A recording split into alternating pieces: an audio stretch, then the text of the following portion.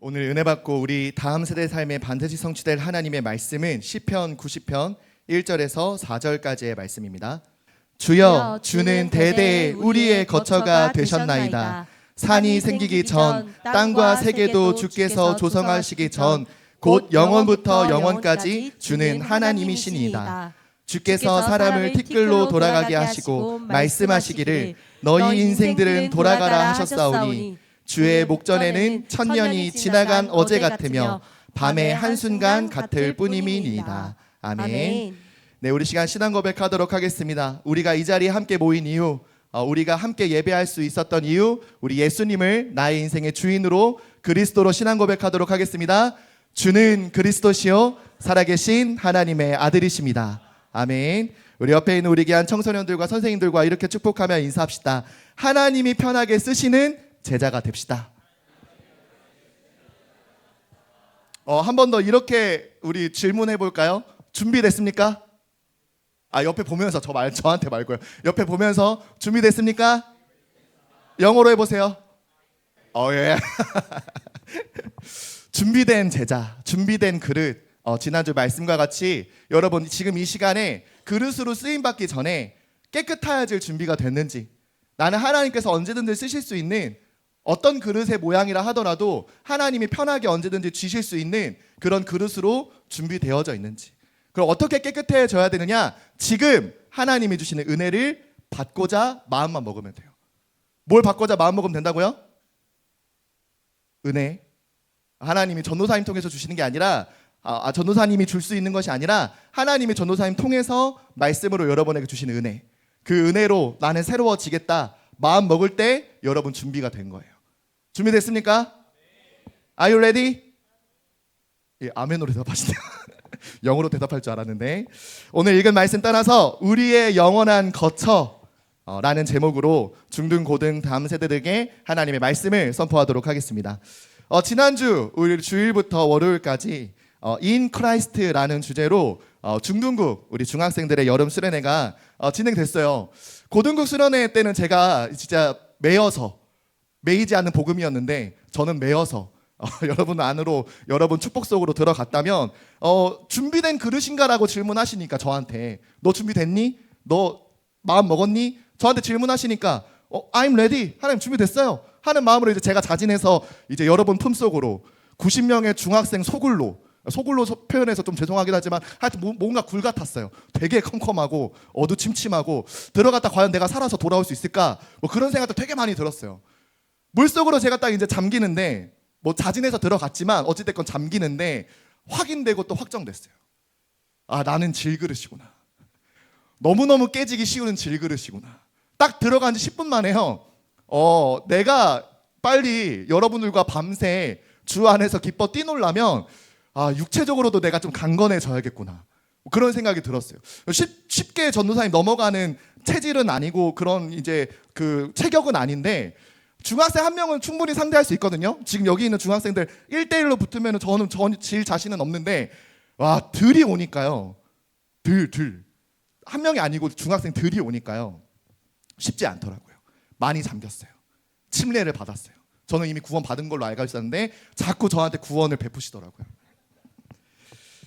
그러면서 여러분이, 우리가 또 함께 하나님 나라의 청소년이자 세상 속의 빛과 소금과 같은 역할을 감당하기 위해 세상과 구별된 믿음, 그 믿음을 따라 선택하며 살아가는 삶을 우리가 결단하기 위해서 함께 말씀을 붙잡고 함께 기도하는 시간. 우리의 영적 현주소가 세상 사람들이 속하여진 죄와 사망의 법이 아닌 그리스도 예수 안에 있는 생명의 성령의 법이 우리에게 바뀐 영적 현주소이기 때문에 우리는 확실하게 다르게 산다. 구별된 삶을 산다. 왜? 그 세상 사람과 구별되어서 따로 살기 위해서가 아니라 그들을 살리기 위해서, 우리에게 맡겨진 그 다음 세대를 살리기 위해서 함께 결단하는 시간을 가졌어요.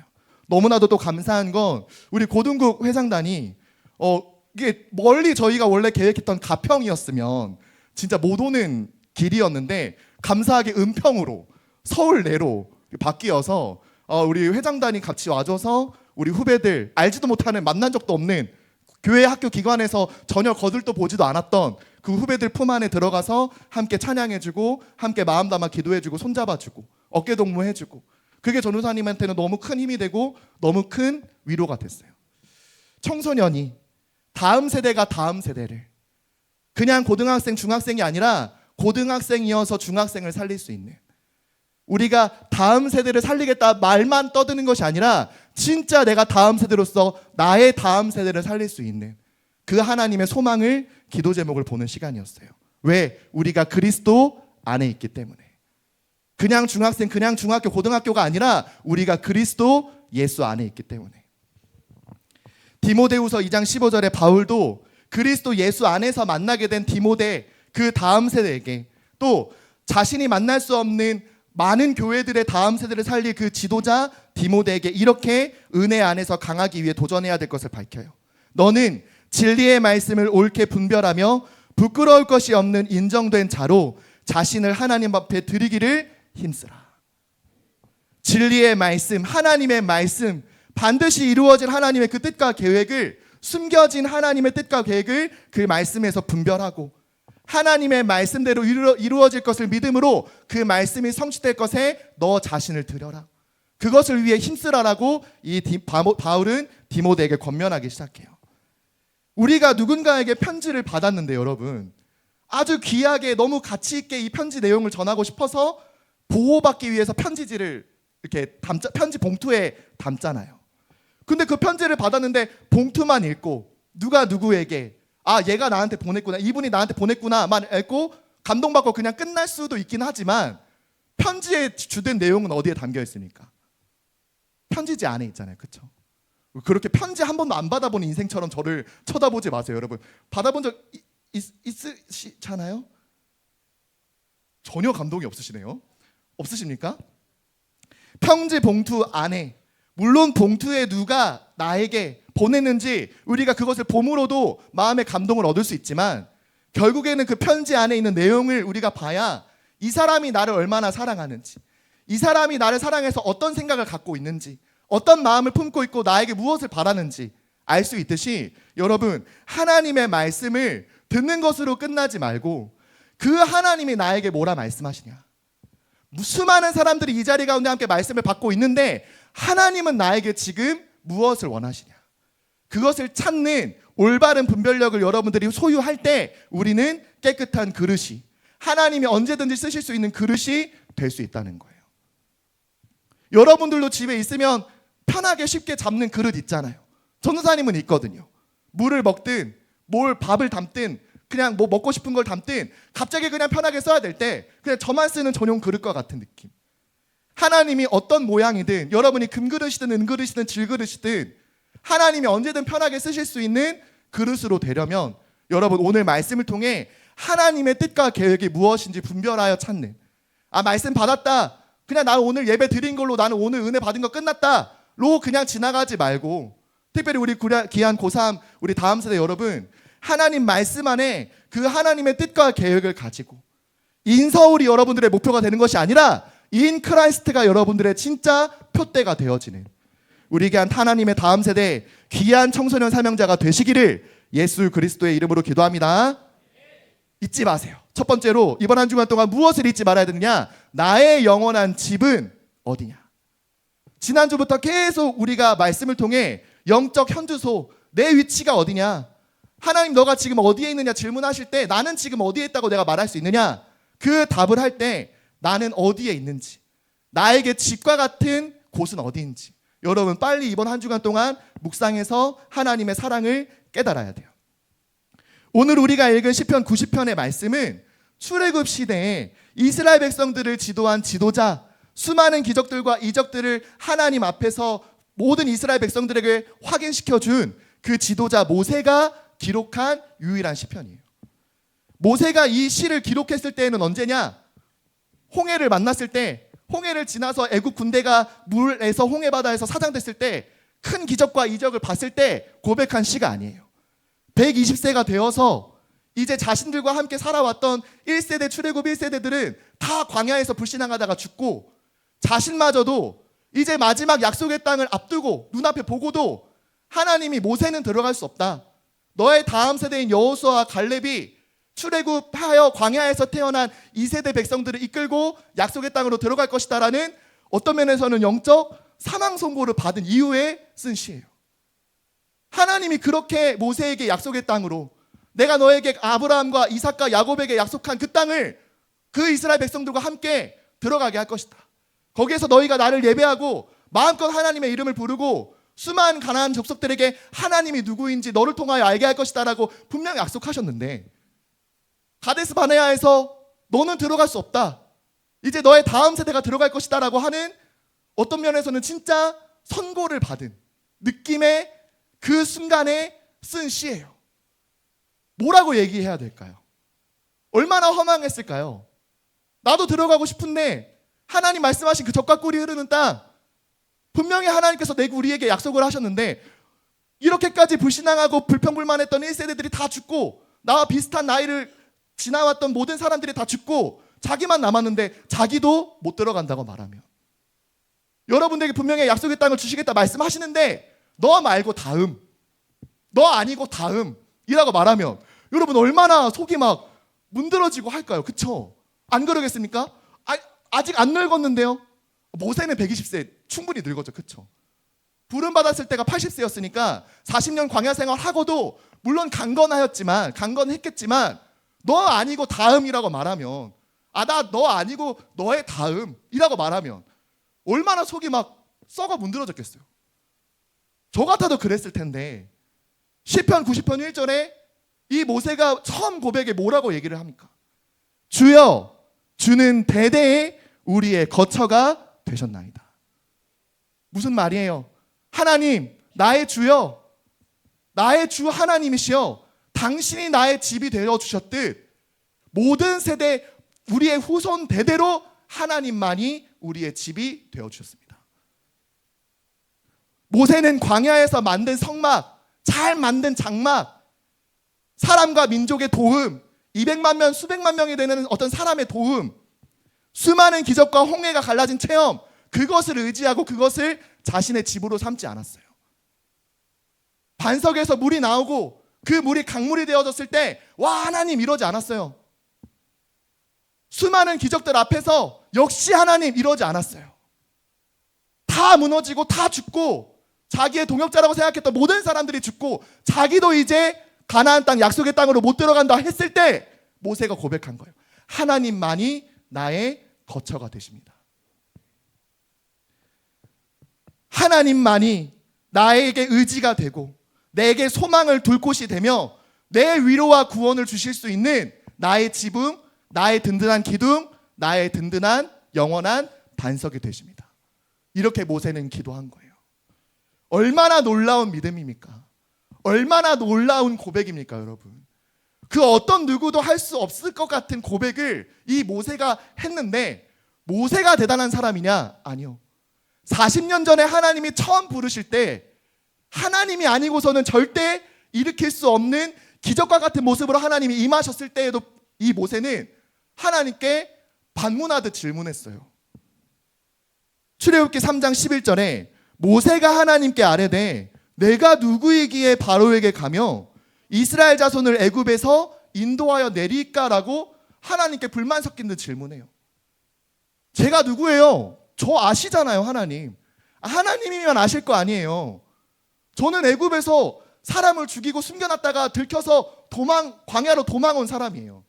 40년 동안 장인에게 겨우겨우 빌붙어서 아내 잘 만나가지고 겨우겨우 목동이라면서 지금 40년 근근히 살아왔어요. 80세 그 나이로 하면 이제 얼마 안 있으면 죽음을 앞두고 기다리는 노년이에요. 제가 누군데 과연 바로왕 앞에 다시 가서 노예로 삼았던 이스라엘 백성들 다시 해방시켜 주시고 우리가 광야길 사흘길쯤 가서 피제사 드리겠다라고 제가 어떻게 말할 수 있습니까? 제가 누굽니까? 내가 누군데 하나님 그렇게 만들어 놓고 왜 저한테 다시 그 사명 감당하라고 말씀하십니까? 이렇게 질문하는 거예요. 앞에 노년 120세 때 고백과 더 건장하고 건강한 80세 때 고백이 완전 다르잖아요. 그쵸? 40년 앞에 80세 때 모세의 고백은 불신앙이었어요. 그 질문에 반문하는 하나님께 내가 누굽니까? 나의 정체성을 질문하는 그 모세의 질문에 하나님의 대답이 우리와 맞지 않는 대답이에요. 12절에 하나님이 이르시되 내가 반드시 너와 함께 있으리라. 네가 그 백성을 애굽에서 인도하여 낸 후에 너희가 이 산에서 하나님을 섬기리니 이것이 내가 너를 보낸 증거니라. 내가 누구입니까? 질문할 때 제가 누구길래 제가 이 사명 감당해야 됩니까? 왜 제가 하나님의 자녀로 하나님 나라의 청소년으로 살아야 됩니까? 내가 도대체 누굽니까? 라고 질문할 때 하나님의 대답은 뭐냐? 내가 너와 함께하리라. 내가 너의 집이 되어주겠다. 내가 너의 교회가 되어주겠다.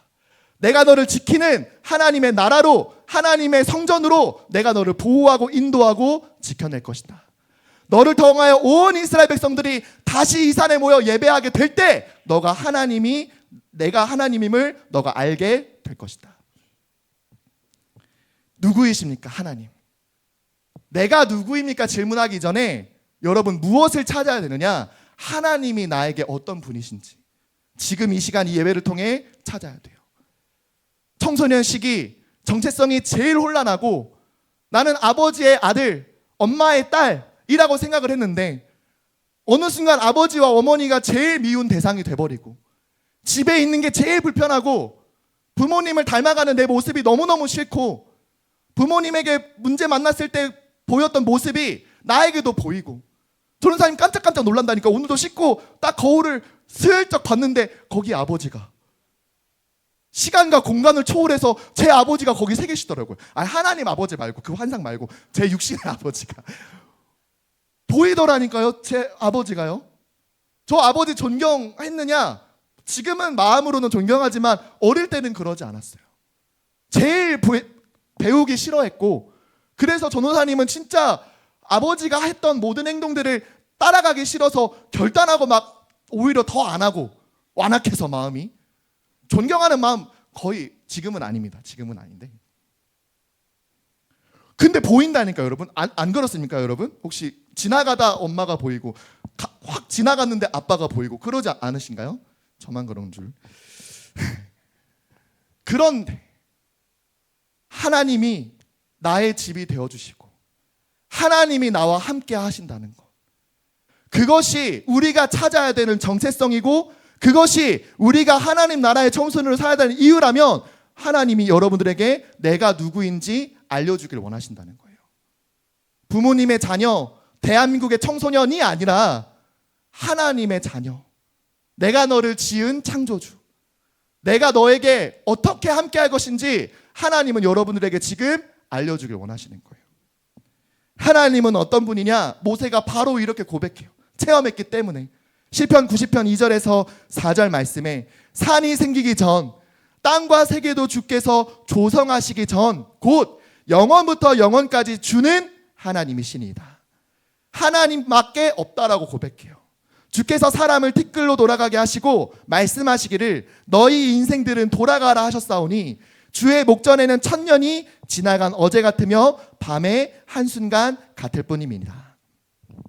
모든 것이 존재하기 전 스스로 계신 하나님, 그 누구도 만드신 적이 없는 처음부터 계셨던 그 하나님이 처음이라는 그 순간마저도 존재하게 하신 그 하나님이 모든 만물을 친히 창조하시고 특별히 흙으로 지으신 피조물에게 하나님을 알고 예배하며 하나님과 함께하는 것이 복이며 하나님의 기쁨과 영광을 함께 누릴 수 있는 하나님의 생기를, 하나님의 형상을 가진 사람으로 창조하신 것도 하나님이신데 아담과 하와의 범죄 이후에도 사람에게 생명을 주어 태어나게 하시고 그들에게 구원을 베푸시며 그 생명을 거두시고 다시 만드신 흙으로 돌아가게 하시는 것도 하나님이시고 모든 생사화복의 주관자로 모든 사람과 모든 나라를 다스리시고 천년을 하루같이, 여러분 이해가 되십니까? 억만 년을 하루같이 하룻밤을 지난 것처럼 여기실 만큼 시간과 공간도 구분하셔서 만드신 그분이 나의 하나님이시고 그분이 나의 집이 되신다는 거예요. 얼마나 놀라운 얘기입니까 여러분? 시간을 다스리시고 공간을 제약하시고 그분을 지으시고 우리의 모든 것을 창조하시고 우리의 호흡마저도 주시는 그분이 나의 집, 나의 하나님이라는 거예요. 문제될 것이 있습니까? 그 하나님이 나의 하나님인데요. 그 하나님이 나의 집이 되시는데요. 어디에 있고 누구를 만나고 어떤 상황에 놓여 있다 하더라도 하나님이 나의 집, 나의 거처, 나의 아버지가 되신다면 여러분 지금 고민하고 있었던 그 염려마저도 염려가 되지 않을 줄 믿습니다. 염려와 걱정이 해결되는 수준이 아니라 하나님이 나의 집이시기 때문에 그 염려와 걱정했던 고민거리가 전혀 문제되지 않는, 상황이 바뀌고 환경이 달라져서가 아니라 하나님이 나의 집이 되신다라는 것 하나만으로 모든 믿음이 모든 것으로 하나님께 완전히 회복될 수 있는 우리 귀한 하나님의 청소년, 귀한 사명자가 되시기를 예수 그리스도의 이름으로 기도합니다. 그래서 확신하세요, 여러분. 나의 거처가, 내가 피할 곳이 하나님이라는 거. 그럼 전도사님 이제 가출해도 됩니까? 뭐 하나님이 나의 집이신데 제가 굳이 육신의 집, 부모님의 집에 살 필요 없잖아요. 그러지 마요. 여러분 통해 그 집에 하나님의 집이 임할 수 있도록, 하나님의 나라가 그 집에 임할 수 있도록. 그 전도사님은 중학생 때부터 저희 집에 영적 가장의 노릇을 했기 때문에 가정 예배도 전도사님이 인도했어요. 물론 텀이 되게 길었지만 문제 만났을 때 예배 드리고, 근데 항상 예배 메신저는 누구였느냐? 전도사님이었어요. 왜? 우리 집이 누군가의 집이 아니라 하나님의 집이 되어야 되기 때문에. 그 응답을 반드시 청소년 시기 때 확인하고 확정하는 우리 귀한 하나님 나라의 청소년들이 되시기를 예수 그리스도의 이름으로 기도합니다.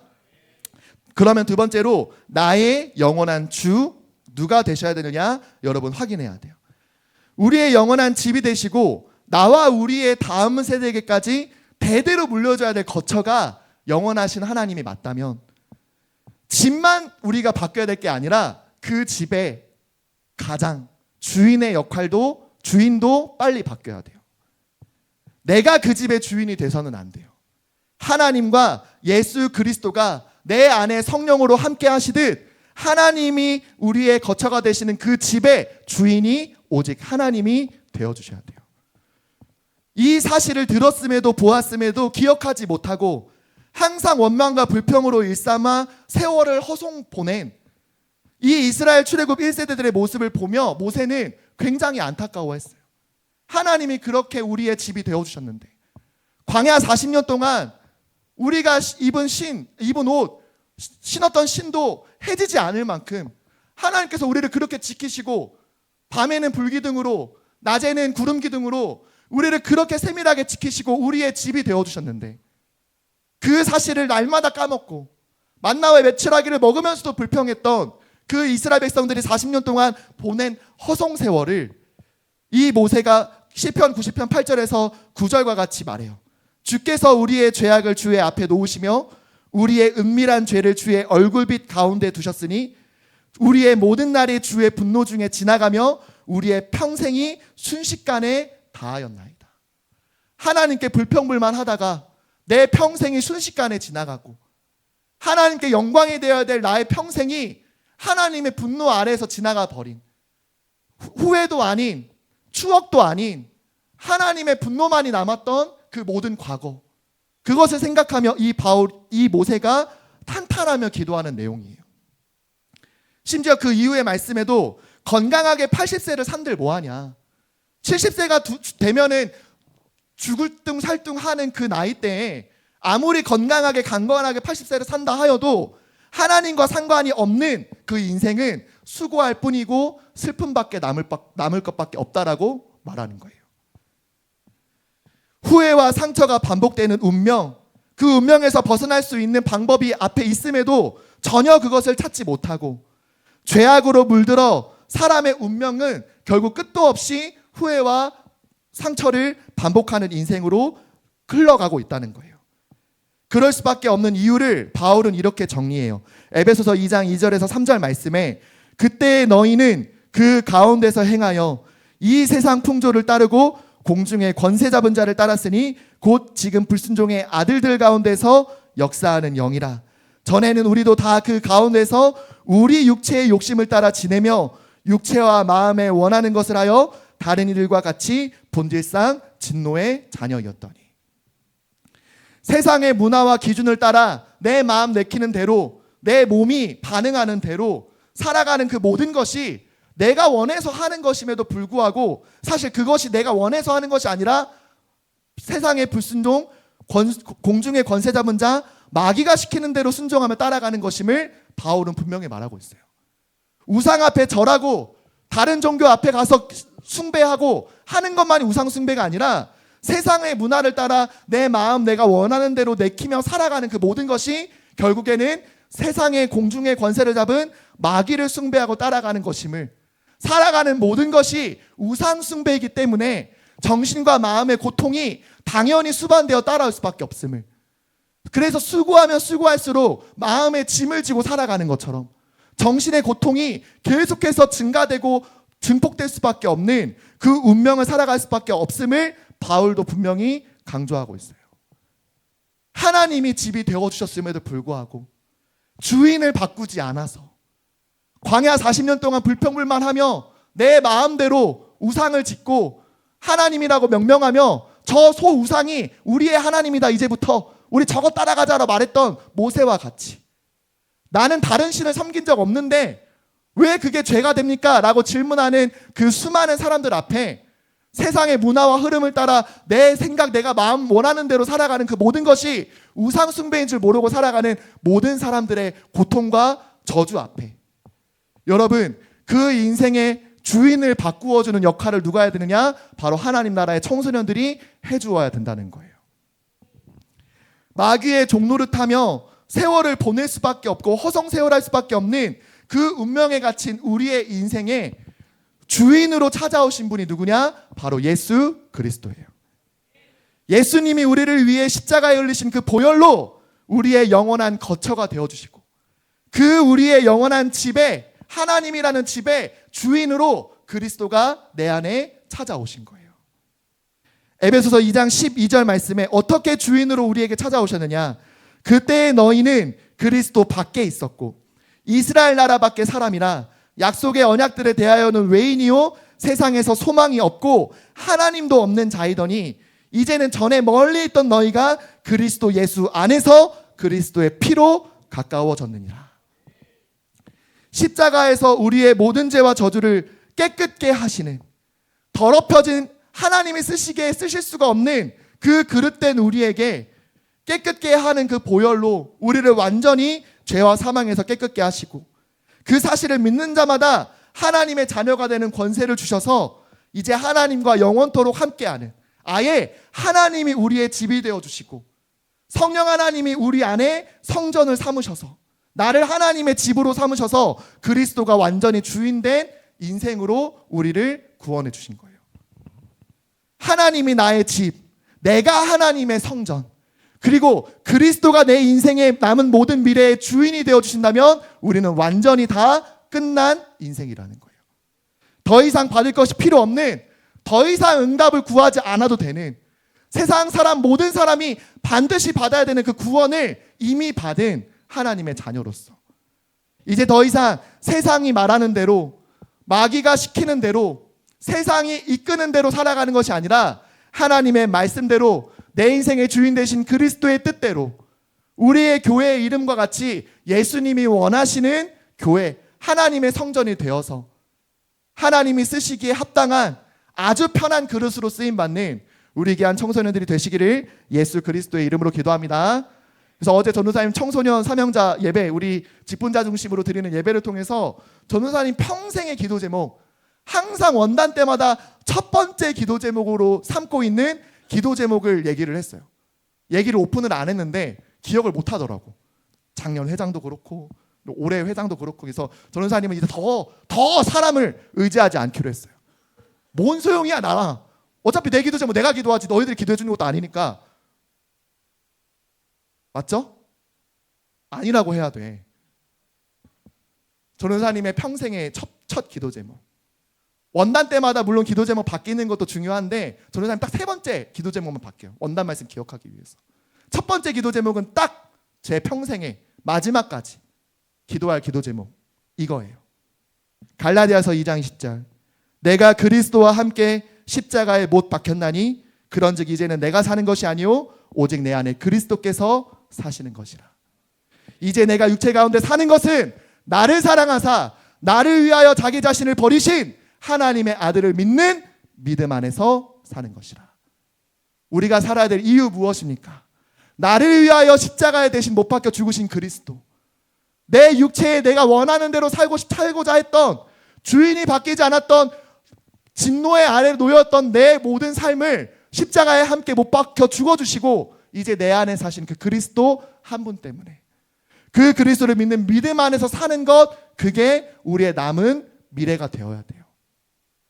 그것이 우리의 미래요, 우리의 자랑이요, 우리의 위안과 소망이 되는 우리 귀한 하나님의 나라 청소년, 예언의 귀한 다음 세대들이 되시기를 예수 그리스도의 이름으로 기도합니다. 그래서 결론으로 여러분, 모세가 기도했던 것처럼 나를 계수하는 지혜가 있어야 돼요.